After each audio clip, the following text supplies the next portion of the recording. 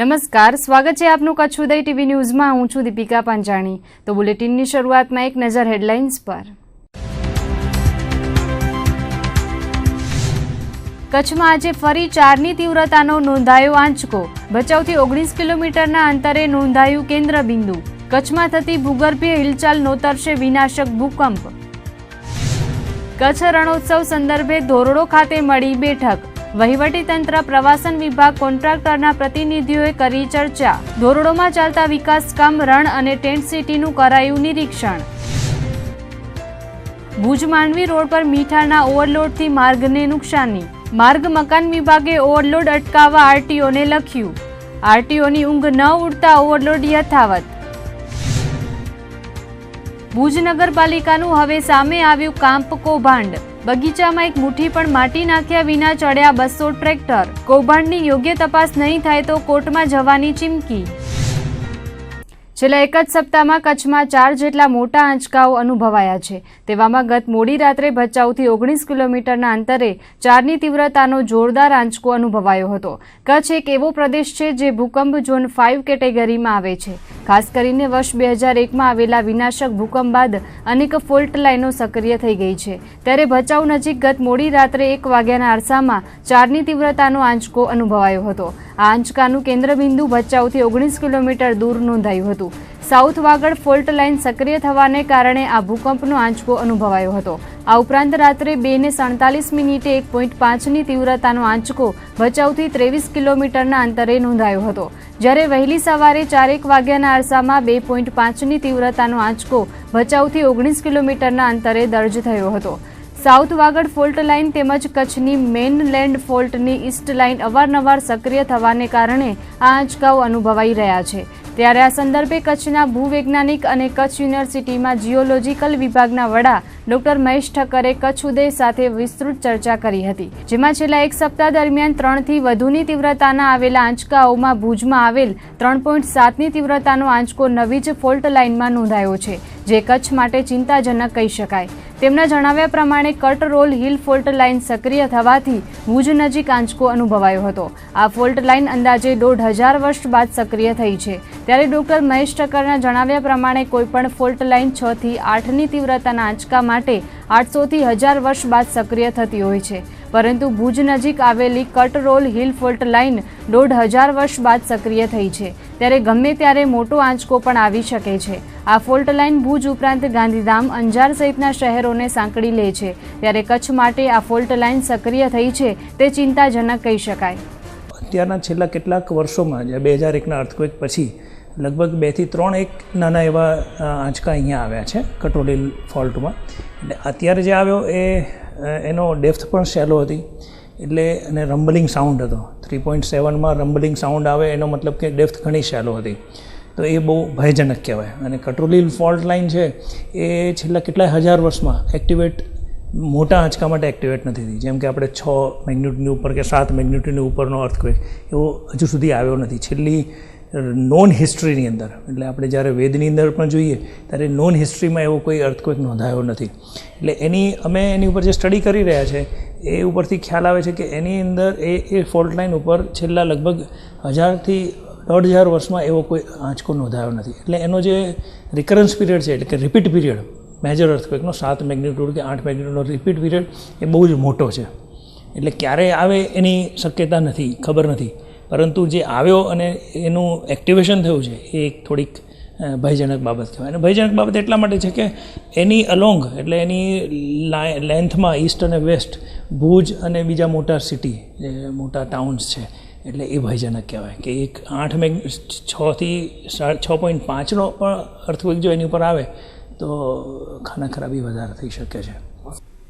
કચ્છમાં કુલ 6 જેટલી ફોલ્ટ લાઇનો આવેલી છે। તેમાંની કેટલીક સક્રિય હોવાને કારણે અવારનવાર હળવા કંપનો અનુભવાઈ રહ્યા છે। ત્યારે આ ફોલ્ટ લાઇનો પર ઇન્ડિયન સિસ્મોલોજી વિભાગ દ્વારા રિસર્ચ ચાલી રહ્યું છે, જેમાં 8 ભૂવૈજ્ઞાનિકો કામ કરી રહ્યા છે। આ ઉપરાંત કાશ્મીર અને હિમાલયમાં પણ રિસર્ચ ચાલી રહ્યું છે। તેમાં પણ કચ્છના ભૂવૈજ્ઞાનિક મહેશ ઠક્કર રિસર્ચ કરી રહ્યા છે। અમે જે ફોલ્ટ લાઇન ઉપર કામ કરી રહ્યા છીએ એ actually ministry of earth science એટલે ન્યૂ દિલ્હીના મિનિસ્ટ્રી ઓફ અર્થ સાયન્સ દ્વારા એક બહુ મોટો પ્રોગ્રામ છે, એને કહેવાય છે એક્ટિવ ફોલ્ટ મેપિંગ પ્રોગ્રામ કહેવાય. એ એક્ટિવ ફોલ્ટ મેપિંગ નામના પ્રોગ્રામ અંતર્ગત કચ્છની અંદર 6 ફોલ્ટ લાઇન ઉપર જુદા જુદા સાયન્ટિસ્ટને એક્ટિવ ફોલ્ટ મેપિંગનું કામ આપેલું છે. એમાંનું આપણી કચ્છ યુનિવર્સિટીમાં 2 સાયન્ટિસ્ટને આપવામાં આવ્યું છે. મને સાઉથ વાગડ ફોલ્ટ જે સૌથી વધુ એક્ટિવ છે 2001માં, એ કામ મારા અંડર આવે છે. અને આઇલેન્ડ બેલ્ટ ફોલ્ટ કે જે બેલા, ખદીર અને કાલા ડુંગરની ઉપરથી જે લાઇન પસાર થાય છે એને આપણે આઇલેન્ડ બેલ્ટ ફોલ્ટ કહેવાય. એનું કામ એક ડૉક્ટર ભંડારીને સોંપવામાં આવ્યું છે. તો આવા કચ્છની અંદર 6 મોટા મોટા ફોલ્ટ ઉપર કામ ચાલી રહ્યું છે આજે. અને એની અંદર અમે ફોલ્ટ, એક્ટિવ ફોલ્ટ જે ભવિષ્યમાં પણ 50 વર્ષની અંદર એક્ટિવ થવાની સંભાવના છે એવા ફોલ્ટને શોધી અને એનું મેપિંગ કરીએ અને એનું સ્પષ્ટ મેપિંગ કરીને અમે મિનિસ્ટ્રીને આપતા હોઈએ છીએ. તો આ પ્રકારનો એક કચ્છ ઉપરના ટોટલ 6 ફોલ્ટની અંદર 8 સાયન્ટિસ્ટને આઈડેન્ટિફાઈ કરીને કામ કરવામાં આવે છે. એવી રીતે એ મિનિસ્ટ્રીના પ્રોજેક્ટ્સની અંદર મોટા પ્રોગ્રામમાં તો કાશ્મીરમાં પણ છે, સાઉથ કાશ્મીરમાં છે, સાઉથ વેસ્ટ હિમાલયામાં છે અને નોર્થ ઇસ્ટ હિમાલયમાં પણ આ પ્રકારના પ્રોગ્રામ ચાલી રહ્યા છે. અને સારી બાબત એ છે કે કાશ્મીરના પ્રોજેક્ટ્સમાં પણ મારું ઇન્વોલ્વમેન્ટ છે. કચ્છ રણોત્સવની તારીખો નજીક આવી રહી છે. આગામી 1 નવેમ્બરથી રણોત્સવનો દબદબાભેર પ્રારંભ થશે, ત્યારે તેમની તૈયારીઓના ભાગરૂપે આજે ધોરડો ખાતે મહત્વની બેઠક યોજાઈ હતી, જેમાં વહીવટીતંત્ર, પ્રવાસન વિભાગના અધિકારીઓ તેમજ કોન્ટ્રાક્ટ કંપનીના પ્રતિનિધિઓએ ચર્ચા વિચારણા કરી હતી. રણોત્સવની તૈયારીના ભાગરૂપે જિલ્લા કલેક્ટર મુકુલ ગાંધીની અધ્યક્ષતામાં રણકાંધી આવેલા ધોરડો ખાતે આ બેઠકનું આયોજન કરાયું હતું, જેમાં વિવિધ ખાતાના અધિકારીઓને પોતાની જવાબદારી સુપેરે પાર તાકીદ કરાઈ હતી. બેઠકમાં આ વર્ષે કઈ રીતે આયોજન કરવું તેની ચર્ચા કરવામાં આવી હતી, જેમાં પ્રવાસન વિભાગ તેમજ કોન્ટ્રાક્ટર કંપની લલુજી એન્ડ સન્સના પ્રતિનિધિઓ પણ ઉપસ્થિત રહ્યા હતા. તો ટેન્ટ સિટીમાં ઊભી કરાયેલી સુવિધાઓ ઉપરાંત પ્રવાસીઓ ટેન્ટ સિટીમાંથી સફેદ રણનો નજારો માણી શકે તેવી વ્યવસ્થા કરવામાં આવશે. સાથે જ ટેન્ટ સિટીના મહેમાનો માટે યોજાતી અન્ય સાંસ્કૃતિક પ્રવૃત્તિઓનું આયોજન કઈ રીતે પાર પાડવું તેનું મંથન કરાયું હતું. તો રણોત્સવમાં પાણીની સુવિધા, આરોગ્યની સુવિધા, વીજળીની સુવિધાઓ ક્યાંક વિક્ષેપ ન થાય તેની તાકીદ જે તે ખાતાના અધિકારીઓને કરાઈ હતી. તો ધોરડોમાં ચાલતા વિકાસ કામો અંગે માર્ગ અને મકાન વિભાગ દ્વારા માહિતી આપવામાં આવી હતી. તો કોન્ટ્રાક્ટર લલુજી એન્ડ સન્સ દ્વારા કઈ રીતે આયોજન થશે તેની બ્લુ પ્રિન્ટ પર ચર્ચા વિચારણા કરાઈ હતી. રણોત્સવમાં આવતા પ્રવાસીઓને કોઈ હાલાકી ન થાય તે માટે સંપૂર્ણ તૈયારીઓ કરાશે તેવું જિલ્લા કલેક્ટર મુકુલ ગાંધીએ જણાવ્યું હતું. તો આ વર્ષે હજુ પણ રણમાં મોટા પ્રમાણમાં પાણી ભરાયેલો છે, ત્યારે આગામી દિવસોમાં તે અડચણરૂપ બની શકે તો નવાઈ નહીં કહેવાય. ધોરડો ખાતે યોજાયેલી બેઠકમાં જિલ્લા collector Mukul Gandhi, DDO CJ Patel, અધિક કલેક્ટર ઇન્દ્રજીતસિંહ વાડા, પાણી પુરવઠા વિભાગના અધિક્ષક ઇજનેર LJ ફફલ, માર્ગ અને મકાન વિભાગના કાર્યપાલક ઇજનેર SP જોશી સહિત PGVCL, આરોગ્ય, રેવન્યુ ખાતાના અધિકારીઓ, પ્રવાસન વિભાગના અધિકારીઓ, કોન્ટ્રાક્ટર કંપનીના પ્રતિનિધિઓ ઉપરાંત BSF, પોલીસના તંત્રના અધિકારીઓ પણ ઉપસ્થિત રહ્યા હતા. રણોત્સવને લઈને જે નવું આયોજન થઈ રહ્યું છે તેમાં સ્થાનિક કક્ષાએ બહુ મહત્ત્વના ફેરફારો નથી કરવામાં આવતા, પરંતુ જે ટેકનિકલી જે મુદ્દા હોય એ પ્રમાણેના ફેરફારો અત્યારે પણ અમે એવું વિચારી રહ્યા છીએ કે જે અમારા જુદા જુદા ક્રાફ્ટ બજાર અને ફૂડ બજાર સાથે હોય છે એ બંનેને અલગ અલગ કરવા બાબતે પ્લાનિંગ થઈ રહેલું છે. બીજી મહત્ત્વની વસ્તુ કે જ્યારે પણ બિરંડિયારી ચેકપોસ્ટ ઉપરથી લોકો અહીંયા મોટી સંખ્યામાં આવે છે ત્યારે વાહનના આવવા અને જવાના બંને રસ્તા માટે રોડ નાનો છે અને સ્પેશિયલી જ્યારે જાહેર રજાના દિવસો વગેરે હોય ત્યારે ટ્રાફિક જામના પ્રશ્નો થાય છે, એટલે એના માટે પણ વહીવટીતંત્ર વિચારી રહેલ છે કે વન વે કરી દેવામાં આવે એ દિવસો પૂરતું. મારે જે પ્રમાણે છેલ્લી વાત થઈ હતી વડી કચેરી સાથે, એ પ્રમાણે શક્યતા છે કે સમગ્ર ભારતના સ્ટેટ ઇલેક્શન કમિશનર્સ ની અહીંયા નેશનલ લેવલની કોન્ફરન્સ થવાની શક્યતા છે. શરૂઆતના તબક્કે 20 થી 26 નવેમ્બર દરમિયાનની તારીખ મળેલી હતી, પરંતુ બાદમાં એ તારીખો બદલાઈ રહી છે, પરંતુ થશે ખરી. ઓનલાઈન બુકિંગ માટે એટલા માટે કે ઘણી બધી વખત લોકો અહીંયાના જે તોરણ અથવા તો જે ટેન્ટ હાઉસ છે, ટેન્ટ સિટી છે, એમનું બુકિંગ છે ઓનલાઈન કરાવતા હોય છે અને આવ્યા પછી એમને ખબર પડે છે કે ભાઈ સરકારશ્રીની સૂચના મુજબ અહીંયા એન્ટ્રી ફી માટે, એટલે કે આજુબાજુના લોકોના સુખાકારી માટે, ગામોની સુખાકારી માટેની જે એન્ટ્રી ફી સરકારે નિર્ધારિત કરી છે, એટલે માત્ર 100 રૂપિયાની નાનકડી ફી ભરવા માટે ક્યાં જવું એ નથી ખ્યાલ આવતો, એટલા માટે એને ઓનલાઈન એક્સેપ્ટ કરવાનું પણ ચાલુ કરાઈ રહ્યું છે. પ્રવાસીઓને તકલીફ ન પડે તેના અનુસંધાને અહીંથી બાજુમાં 7 કિલોમીટર દૂર આપણી પાસે જે પીએચસી છે એ 24/7 પીએચસી છે. તે કક્ષાએ આપણી પાસે ડૉક્ટર પણ 24 કલાક અવેલેબલ રહેશે. ઉપરાંત ત્યાં એમ્બ્યુલન્સ પણ અવેલેબલ રહેશે. એ એક મહત્ત્વની વસ્તુ છે. ઉપરાંત પાણી, ઇલેક્ટ્રિસિટી એ બંનેના ફ્લો બાબતમાં પણ, કારણ કે આ વખતે આપણે જાણીએ છીએ કે કચ્છની અંદર થોડો વરસાદના પ્રશ્નો છે, તેમ છતાં પાણી અને પાવરના ફ્લો બાબતમાં પણ સરકારશ્રી પૂરું ધ્યાન આપી રહી છે. રણોત્સવમાં હજી ચાલુ થવામાં થોડી વાર છે, 1-1.5 મહિનો. એટલે પહેલાં દર વખતે જેમ મિટિંગ થાય છે એમ કલેક્ટર સાહેબે આજે અહીંયા મિટિંગ બોલાવી હતી, જેમાં કચ્છ જિલ્લાના તમામ ઉચ્ચ અધિકારીઓ તમામ ખાતાના આવીને આજે અહીંયા મિટિંગ બોલાવી હતી અને બધી સાઇટની વિઝિટ પણ લીધી હતી કે રણોત્સવમાં જ્યારે રણોત્સવ થાય ત્યારે કોઈ પણ કામ અધૂરું ન હોય અને કોઈ જાતની આવનાર પ્રવાસીઓને તકલીફ ન પડે, એના માટે ખાસ અહીંયા બેઠક બોલાવવામાં આવી હતી. માંડવી તાલુકાના બાગ ગામે આવેલા પોસ્ટ ઓફિસમાં બ્રાન્ચ પોસ્ટ માસ્ટર દ્વારા ગ્રાહકોના નાણાં બેંકમાં જમા ન કરાવીને 6,35,000ની ઉચાપત કરી હોવાની પોલીસ ફરિયાદ નોંધાઈ છે. પ્રાપ્ત વિગતો અનુસાર માંડવી હેડ પોસ્ટના મેનેજર બળવંતભાઈ ગાંડાભાઈ ચાવડાની ફરિયાદના આધારે પોલીસે બાગના પોસ્ટ માસ્ટર વિરુદ્ધ પોલીસ ફરિયાદ નોંધાવી છે. બાગ ગામમાં આવેલ બ્રાન્ચ પોસ્ટ ઓફિસમાં ફરજ બજાવતા જીતેન્દ્ર ભગવાનજીભાઈ મોતાએ વર્ષ 1988 થી 2015 દરમિયાન પોસ્ટ ઓફિસના ગ્રાહકોના નાણાં જમા લઈ અને પાસબુકમાં સહી સિક્કા કરી આપ્યા હતા અને તે નાણાં હેડ પોસ્ટ ઓફિસમાં જમા ન કરાવીને ઉચાપત કરી હોવાની ઘટના બહાર આવી છે, જેમાં 6,35,742ની ઉચાપતનો ગુનો માંડવી પોલીસ મથકમાં નોંધાયો છે. લોકોના નાણાંની ઉચાપત કરવાની ઘટના પ્રકાશમાં આવતા બાગના પોસ્ટ માસ્ટર જીતેન્દ્રભાઈ મોતાને ગત 7મી મે 2015ના રોજ ફરજ મોકૂફ કરી દેવામાં આવ્યા હતા. આરોપીએ ઉચાપત પૈકીની 4,35,000 જેટલી રકમ પોસ્ટમાં જમા કરાવી છે અને 2 લાખ જેટલી રકમ રિકવર કરવાની બાકી છે, જે આરોપીની ધરપકડ બાદ રિકવર કરવામાં આવશે. તો માંડવીના નાગલપર ગામમાં પણ પોસ્ટ ઓફિસના બ્રાન્ચ પોસ્ટ માસ્ટર પ્રવીણભાઈ ચુયાઈએ પણ ગ્રાહકોના નાણાં લઈ પોસ્ટમાં જમા ન કરાવીને ઉચાપત કરી હતી. તેના સામે પણ બળવંતભાઈ ચાવડાએ ફોજદારી ફરિયાદ નોંધાવી છે. તો નાગલપર બ્રાન્ચ પોસ્ટના પોસ્ટ માસ્ટર પ્રવીણ ચુયાઈએ 3 લાખ જમા કરાવી દીધા હોવાનું જાણવા મળી રહ્યું છે. ઉલ્લેખનીય છે કે માંડવી તેમજ ભુજ તાલુકાના એનઆરઆઈ દ્વારા મોકલાતા નાણાં પોસ્ટમાં જમા ન કરાવીને બારોબાર પોસ્ટ ઓફિસના પોસ્ટ માસ્ટરો ચાઉ કરી રહ્યા છે. ત્યારે હવે પોલીસ દ્વારા ઉચાપત કેસની તટસ્થ તપાસ કરવામાં આવે તો આવા અનેક કર્મચારીઓની સંડોવણી બહાર આવી શકે તેમ છે. માંડવી તાલુકાના લાયજા ગામે ગેરકાયદેસર ખનીજ ચોરી થતી હોવાની અનેક ફરિયાદો ઉઠી છે. પશ્ચિમ કચ્છ એલસીબીને લાયજા ગામની ખારી નદીમાં ગેરકાયદેસર રીતે ચોરી થતી હોવાની બાતમી મળી હતી. બાતમીના આધારે એલસીબીએ ખારી નદીમાં છાપો મારી ગેરકાયદેસર રેતીનું ઉત્ખનન કરતા 2 શખ્સોને ઝડપી પાડવામાં આવ્યા હતા. તેમજ તેમના કબજામાંથી ડમ્પર અને લોડર એલસીબીએ જપ્ત કર્યા હતા. ડમ્પરમાં ભરેલ 15 ટન રેતી સહિત કુલ 7,03,000નો મુદ્દામાલ એલસીબીએ ઝડપી પાડ્યો હતો. ઝડપાયેલ બંને આરોપીને ધરપકડ કરી એલસીબીએ માંડવી પોલીસ મથકને હવાલે કર્યા હતા. ઉલ્લેખનીય છે કે મુન્દ્રા તાલુકામાં ગેરકાયદેસર રીતે ખનનની અનેક ફરિયાદો બાદ પોલીસ દ્વારા કામગીરી હાથ ધરાતી હોય છે. ત્યારે હવે માંડવી તાલુકાના લાયજાની સીમમાંથી ખનીજ ચોરો પર તવાઈ બોલાવાથી ખનીજ માફિયાઓમાં હડકંપ મચી ગયો છે. કચ્છમાં વિવિધ અપમૃત્યુના બનાવોમાં 3 લોકોના મોત નીપજ્યા છે. ગાંધીધામ તાલુકાના ચુડવા ગામની સીમમાં ડૂબી જવાથી એક યુવાને જીવ ગુમાવ્યો હતો, તો ભુજ તાલુકાના દેશલપર પાસે પ્રૌઢનું રહસ્યમય મોત થયું હતું. જ્યારે ખારી રોહરમાં રહેતા આધેડને હૃદય રોગનો હુમલો થતાં દમ તોડ્યો હતો. ગાંધીધામના ભારતનગરમાં રહેતા વિજયભાઈ ચોરસિયાની ભેંસો ચરાવવાનું કામ કરતા હતા. જોધાભાઈ લગધીરભાઈ રબારી ગત મોડી સાંજે ચુડવા ગામની સીમમાં પાણીના ખાડામાં પાણી ભરવા ગયા હતા.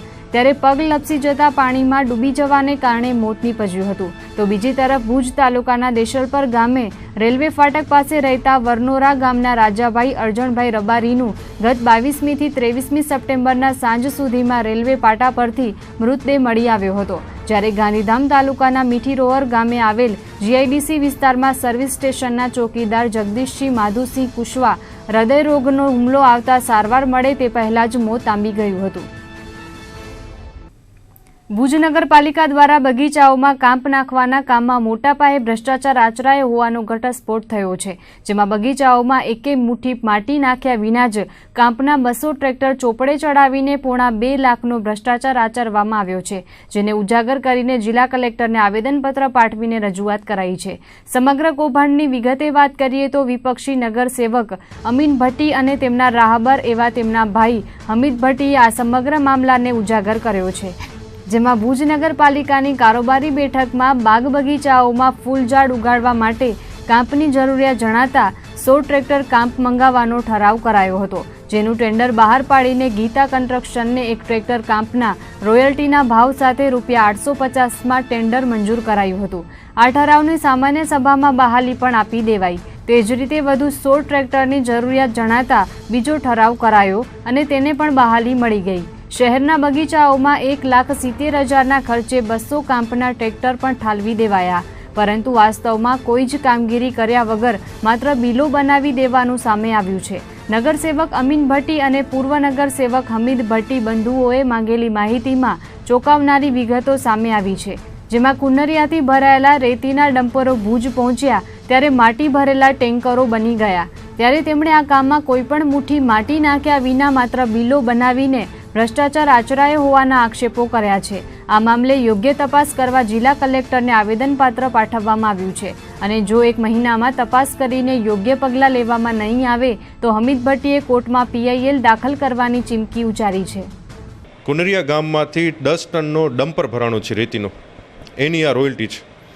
કામ આખો માટીનો કાંપનો હતો, રોયલ્ટી છે રેતીની. 35 કિલોમીટર દૂર રેતી ભરાય છે ડમ્પરની અંદર અને એ ભુજ આવતા ડમ્પર બની જાય છે ટ્રેક્ટર અને રેતી બની જાય છે કાંપ.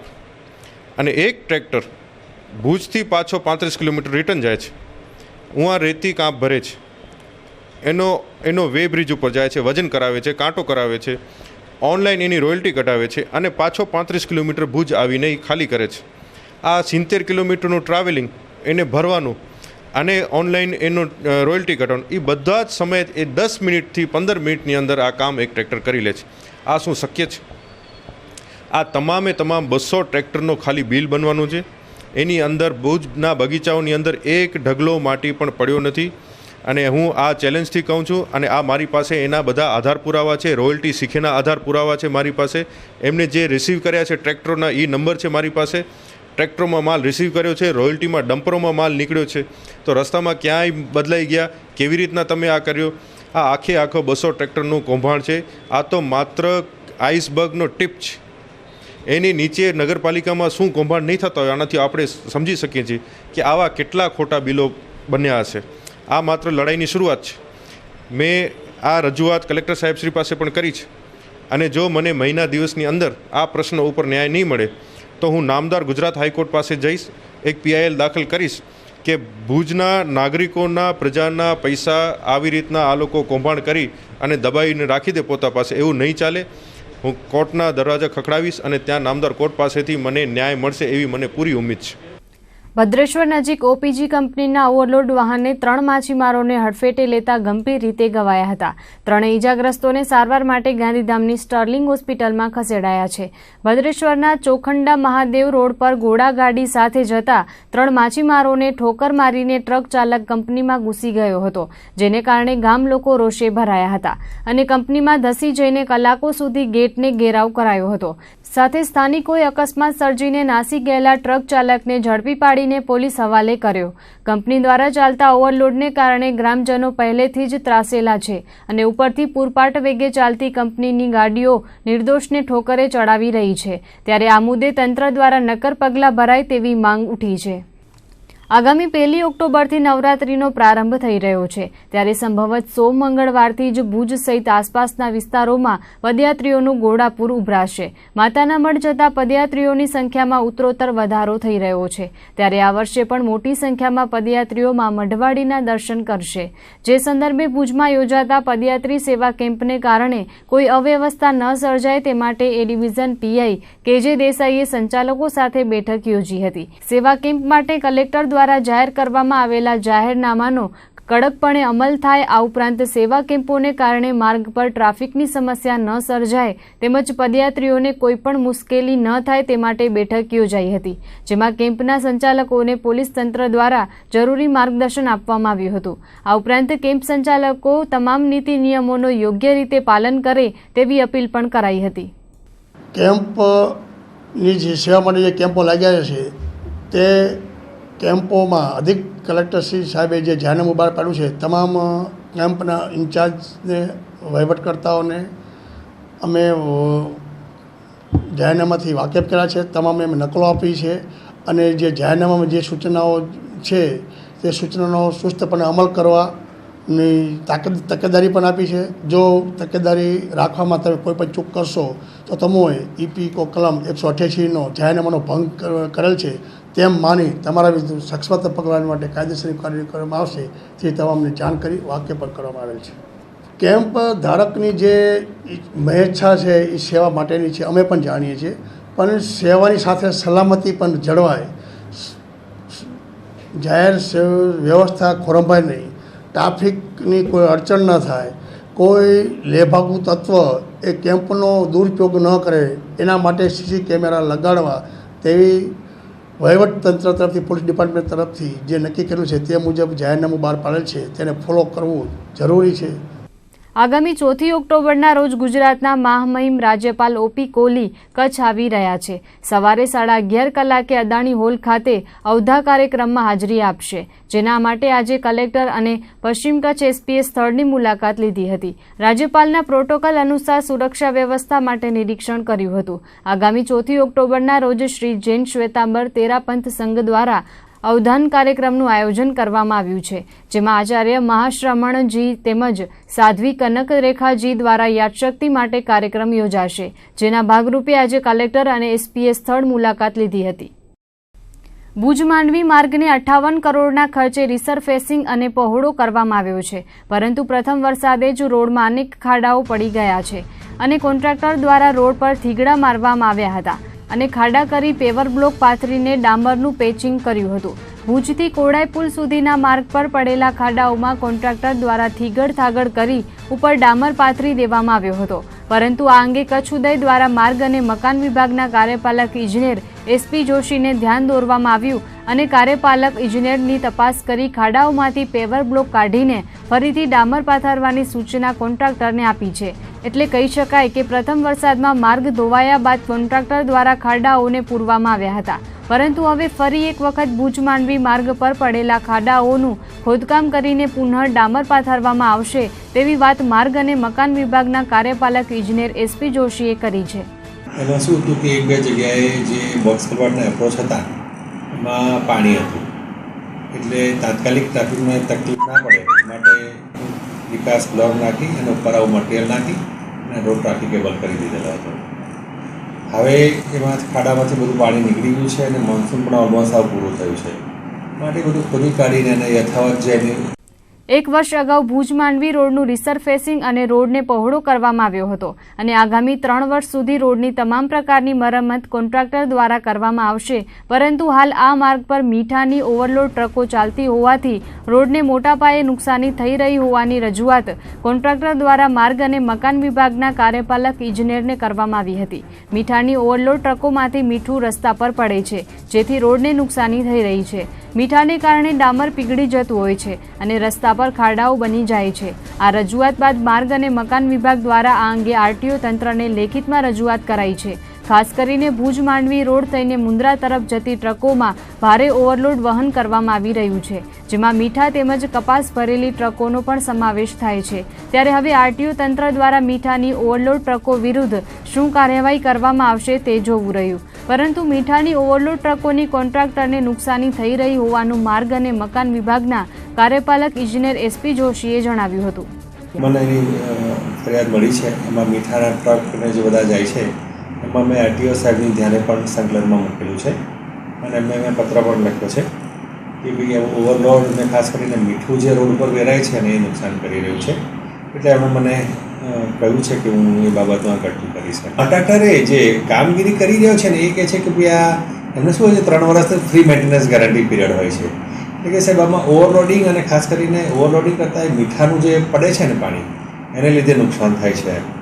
એટલે સાહેબ કે મારે આમાં રિપેરિંગમાં ખર્ચ વધારે આવશે, એટલે એને રેફરન્સમાં મેં આરટીઓ સાહેબને વાત કરી છે કે ભાઈ એટલીસ્ટ તમે મીઠાનું નીચે ના પડે એવું કંઈક કરો, અને હું ફરીથી પાછો આજે રિમાઇન્ડર કરી રહ્યો છું. કચ્છ જિલ્લા ગામ વિકાસ સમિતિ દ્વારા માંડવી તાલુકાના ગોધરા ગામે કૌશલ્યવર્ધન કેન્દ્રને ખુલ્લો મૂકવામાં આવ્યો હતો.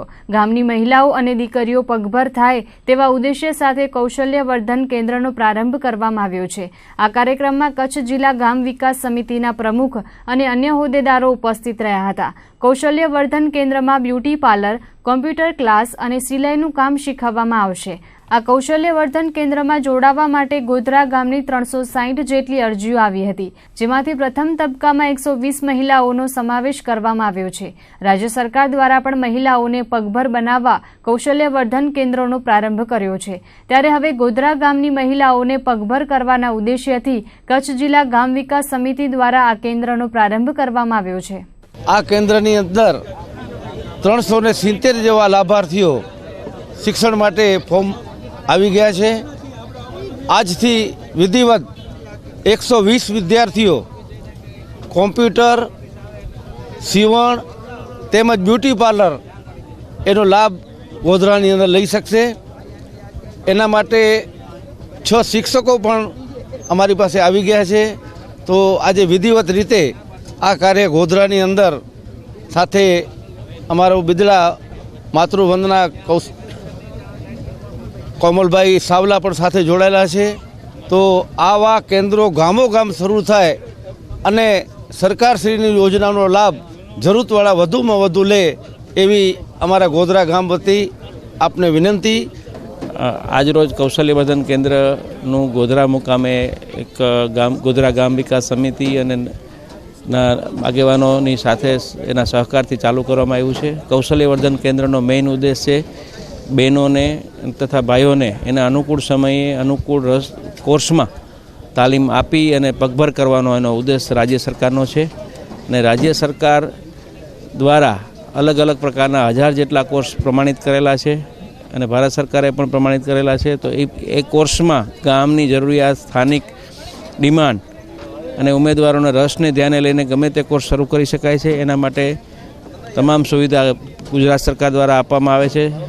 ફેકલ્ટીનો પગાર છે, મટીરિયલ્સ છે, બધું સરકાર દ્વારામાં આવે છે.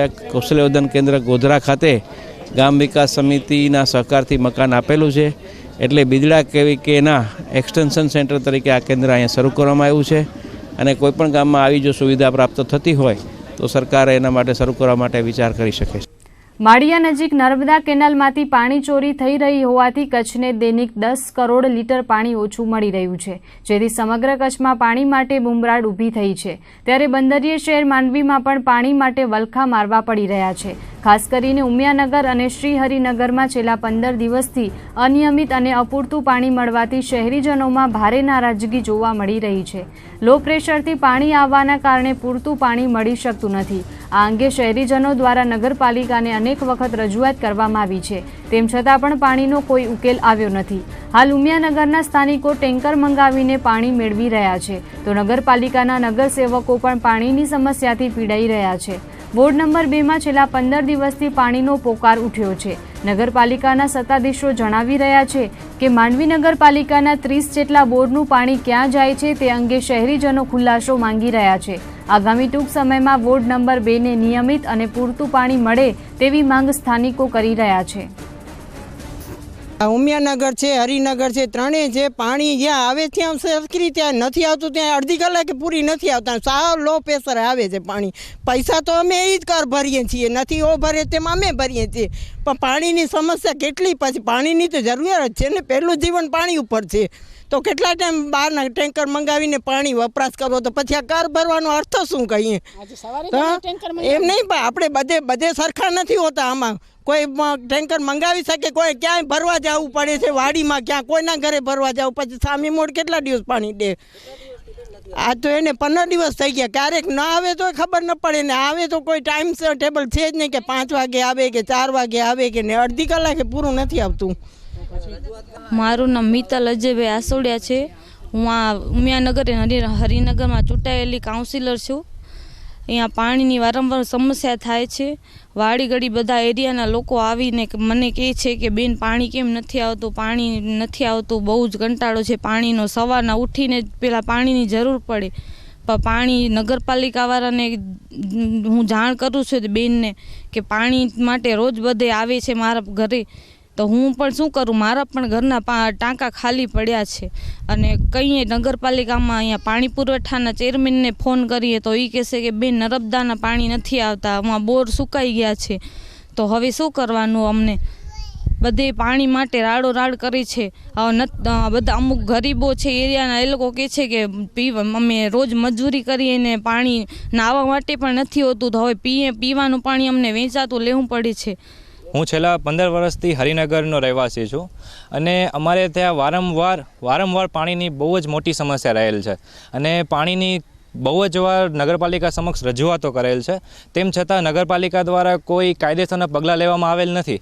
તેમ છતાં અમારે ત્યાં વોર્ડ નંબર 2ના મારા ખુદના ભાભી કાઉન્સિલર છે મિત્તલબેન અજયભાઈ આસોડિયા, તેમના ઘરે બી આજ સવારના જ પાણીનો ટેન્કર મંગાવવો પડ્યો. હવે આમને આમ કેટલી વાર પાણીનો ટેન્કર મંગાવશું, અમે હાલો મંગાવી લેશું, પણ બીજા અમારા એરિયામાં ઘણા બધા એવા જણા છે કે જેની પરિસ્થિતિ નબળી છે. હવે આવું ને આવું પાણીનું જો કામ ચાલ્યા રાખે તો કેટલા વખત સુધી સહન કરવાનું રહેશે. ને અગાઉ બી અમે બહુ જ વાર તકલીફ હતી ત્યારે પ્રેમજીભાઈ કેરાઈ અમારા અહીંયાના પાણીના ચેરમેન છે, એમને ફોન કરેલો, એમના ફોન સ્વિચ ઓફ આવેલા.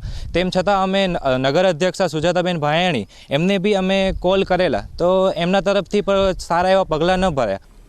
ભુજની આશાપુરા બીએડ કોલેજના આચાર્ય ડોક્ટર પલ્લવીબેન શાહ દ્વારા લિખિત 3 પુસ્તકોનું વિમોચન કરવામાં આવ્યું હતું. ભુજના રોટરી હોલ ખાતે ભાવનગર યુનિવર્સિટીના શિક્ષણ વિભાગના વડા ડોક્ટર જયંત વ્યાસના હસ્તે પુસ્તકોનું વિમોચન કરવામાં આવ્યું હતું. ડોક્ટર પલ્લવીબેન શાહે સમયાંતરે લખેલા પુસ્તકોનું આજે રોટરી ક્લબના ઉપક્રમે વિમોચન કરાયું હતું, જેમાં શિક્ષણની વાટે અને માનસમતી નામના પુસ્તકોમાં શિક્ષણને લગતા અને સામાજિક લેખો ઉપરાંત સંશોધન લેખો સમાવાયા છે. આ ઉપરાંત એક કાવ્ય સંગ્રહ સંચારનું વિમોચન કરાયું હતું. આ પુસ્તકોમાં લેખિકાએ પોતાના આગવા વિચારો અને કાવ્યોમાં પોતાની લાગણી અભિવ્યક્ત કરી છે. વિમોચન સમારોહમાં મોટી સંખ્યામાં સાહિત્ય રસિકોએ ઉપસ્થિત રહીને પ્રોત્સાહન પૂરું પાડ્યું હતું.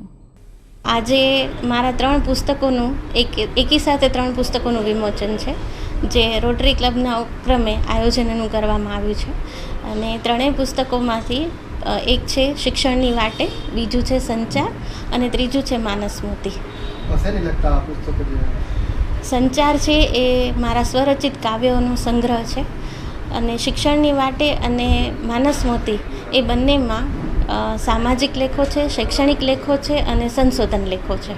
કાવ્ય સંગ્રહમાં તો મારી લાગણીઓને મેં વ્યક્ત કરી છે અને બાકીના બંને પુસ્તકો શિક્ષણની વાટે અને માનસમતી એ બંને પુસ્તકો કોઈ પણ ઉંમરની વ્યક્તિ વાંચી શકે એવા છે, કારણ કે એમાં સંશોધન લેખો છે એટલે જે અભ્યાસુ વ્યક્તિ છે એમને પણ એ ઉપયોગી થાય એવા છે, શૈક્ષણિક લેખો છે શિક્ષકોને કામ આવે એવા છે અને સામાજિક લેખો પણ છે કે જે સમાજને કંઈક પણ સંદેશ આપવા માટે ઉપયોગી થાય એવા છે. ગુજરાત આયુર્વેદ વિશ્વવિદ્યાલયની સુવર્ણ જયંતિ નિમિત્તે ભુજ ખાતે આયુર્વેદ ચિકિત્સા પદ્ધતિથી કેમ્પનું આયોજન કરવામાં આવ્યું હતું. કચ્છ કલ્યાણ સંઘ અને આરોગ્ય ભારતીના ઉપક્રમે યોજાયેલા નિઃશુલ્ક સર્વનિદાન કેમ્પનો લાભ 100 જેટલા દર્દીઓએ લીધો હતો. આધુનિક યુગમાં જંક ફૂડ સહિતની અનેક બેદરકારીઓને કારણે લોકો અવનવા રોગથી પીડાય છે, ત્યારે એન્ટીબાયોટિક દવાઓથી અસર ઝડપી થાય છે, પરંતુ લાંબા ગાળે તેની આડઅસર થતાં આયુર્વેદ ચિકિત્સા પદ્ધતિથી સારવાર લેવા દર્દીઓને આગ્રહ કરવાની સાથે નિઃશુલ્ક મેડિકલ કેમ્પનું આયોજન કરાયું હતું. આ કેમ્પમાં જામનગરથી ઉપસ્થિત મયુર બોરિયા, મહેશભાઈ ઓઝા, જય અંજારિયા, આલાપ અંતાણી, મેહુલસિંહ ઝાલા, નવીનભાઈ વ્યાસ સહિતના અગ્રણીઓએ જહેમત ઉઠાવી હતી. જ્યારે આ નિઃશુલ્ક મેડિકલ કેમ્પમાં doctor Hitesh Jani, doctor Tejan Bhatt, doctor Shivani Nirmal, doctor Nehal પરમારે સેવા આપી હતી. ગુજરાત આયુર્વેદ યુનિવર્સિટી જામનગર અને કચ્છ કલ્યાણ સંઘ આરોગ્ય ભારતીના સંયુક્ત ઉપક્રમે આજે ભુજ ખાતે કચ્છના લોકો માટે આયુર્વેદિક નિઃશુલ્ક નિદાન સારવાર કેમ્પનું આયોજન કરવામાં આવ્યું છે. આ કેમ્પમાં અનેક પ્રકારના દર્દીઓને આયુર્વેદ અને પંચગવ્યની ચિકિત્સાથી ફ્રીમાં ટ્રીટમેન્ટ આપવામાં આવશે. ગુજરાત આયુર્વેદ યુનિવર્સિટીને 50 વર્ષ થયા એટલે ગોલ્ડન જ્યુબિલી યર ઉપક્રમે અમે આખા ગુજરાતમાં આ નિદાન યજ્ઞો કરી રહ્યા છીએ અને અહીંની આરોગ્ય ભારતી અને કચ્છ કલ્યાણ સંઘની સંસ્થાએ અમને નિમંત્રણ આપ્યું હતું, એટલે જોઈન્ટલી અમે આ પ્રોગ્રામ કર્યો છે. કચ્છના ઘણા બધા દર્દીઓ નોંધાયા છે અને અમારા અલગ અલગ નિષ્ણાતો પંચગવ્ય અને આયુર્વેદની સારવાર આપવાના છે. હા, અહીંયા ખાસ કરીને અસ્થમા, જે કચ્છમાં સાંધાના રોગો અહીંયા વધારે છે, આજે ચામડીના રોગોના પણ નોંધાયા, જેમાં આયુર્વેદની સારવાર અપાશે. ખાસ કરીને થેલેસેમિયા, જેમાં અમારી પંચગવ્યની ટ્રીટમેન્ટ ખૂબ કારગત નીવડી છે, એ પણ અમે બધા લાવ્યા છીએ. તો આ દર્દીઓ બધા લાભ લેશે. ભુજ તાલુકાના પાલારા ખાતે ગુડથરવાડા મોટા મતિયા દેવનો આજે પરંપરાગત મેળો યોજાયો હતો. દર વર્ષે ભુજ મામઈ મહેશ્વરી સમાજ દ્વારા મતિયા દેવના મેળાનું આયોજન કરવામાં આવે છે. આજે પણ મહાનુભાવોની ઉપસ્થિતિમાં લોકમેળાને ખુલ્લો મૂકવામાં આવ્યો હતો. સાથે જ વિવિધ ધાર્મિક વિધિઓ પણ યોજાઈ હતી. આ પ્રસંગે અતિથિ વિશેષ તરીકે ગુજરાતના પૂર્વ મંત્રી અને માંડવી મુન્દ્રાના ધારાસભ્ય તારાચંદ છેડા ઉપસ્થિત રહ્યા હતા. સવારે 9 કલાકે ભવ્ય સામૈયાનું આયોજન કરવામાં આવ્યું હતું, જ્યારે બપોરના ગુડથરવાડા મતિયા દેવની તપોભૂમિ પર ભવ્ય મહાઆરતીનું આયોજન કરવામાં આવ્યું હતું. મહાઆરતી બાદ મતિયા દેવની પેઢી ચડાવવામાં આવી હતી અને બપોરે તમામ ધર્મપ્રેમી ભક્તોએ સાથે સમૂહ પ્રસાદ લીધો હતો. કહેવાય છે કે મતિયા દેવે નાની વયમાં આ ટેકરી પર તપ કર્યો હતો, જે જગ્યાએ હવે મતિયા દેવના મેળાનું આયોજન કરવામાં આવી રહ્યું છે. ગુડથરવાડા મતિયા દેવનો અનેરો મહિમા રહેલો છે. અને પાલારા ગામમાં ભાંડાર ભટ્ટ તરીકે મતિયા દેવનું સ્થાન આવેલું છે. દર ભાદરવા નોમના દિવસે અહીંયા મહેશ્વરી સમાજમાં મોટી સંખ્યામાં અહીંયા સવારના જાતર પેઢી, સામૈયો, સમૂહ પ્રસાદ, મહાઆરતીનું આયોજન દર ફેરે કરવામાં આવે છે. આ ધામ વિશે કહીએ તો પરમ પૂજ્ય મામઈદેવના મોટા કુંવર મતિયા દેવે એક ચમત્કાર કરી દેખાડ્યો, જેમાં બહારથી આવેલા સૂફી સંતોને જમાડ્યો હતો સોના ચાંદીના વાસણોમાં, અને ચમત્કારી જે વાસણો હતા એ ફરી પાછો આ જગ્યા ઉપર દફનાવવામાં મતિયાદેવ તરફથી આવ્યા, અને આ જગ્યા ઉપર મતિયાદેવનું સ્થાન બનાવવામાં આવ્યું. અને આ બહુ ચમત્કારી જગ્યા છે. દર ફેરે હજારોની સંખ્યામાં યાત્રાળુઓ આવી અને એ ધામનું જોકો આ ચમત્કાર જોવે છે અને માન વધાવે છે. અને હવે એક નજર ન્યૂઝ અપડેટ્સ પર.